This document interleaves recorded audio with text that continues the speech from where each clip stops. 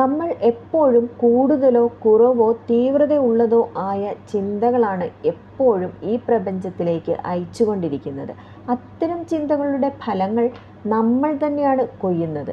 നമ്മുടെ ചിന്താ തരംഗങ്ങൾ നമ്മെയും മറ്റുള്ളവരെയും സ്വാധീനിക്കുക മാത്രമല്ല, അവയ്ക്കൊരു ഡ്രോയിങ് പവറുണ്ട്. അവ ചിന്തകളെ നമ്മളിലേക്ക് ആകർഷിക്കുന്നു, അത് നമ്മളിലേക്ക് വരച്ചിടുന്നു.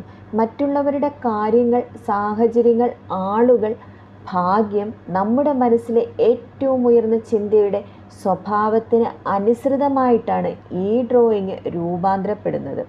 അങ്ങനെ രൂപാന്തരപ്പെടുന്ന ഡ്രോയിങ് നമ്മിലേക്ക് നല്ല രീതിയിൽ എത്തിച്ചേരണമെന്നുണ്ടെങ്കിൽ ആ ഡ്രോയിങ് വരയ്ക്കേണ്ടത് നാം തന്നെ ആയിരിക്കണം. അതിലേക്ക് വേറെ ഒരു ചിന്തയും വരാൻ പാടില്ല. നിങ്ങൾക്ക് എന്താണോ ഈ ലോകത്ത് നിന്ന് നേടേണ്ടത് അത് മാത്രം നിങ്ങൾ വരച്ചിടുക.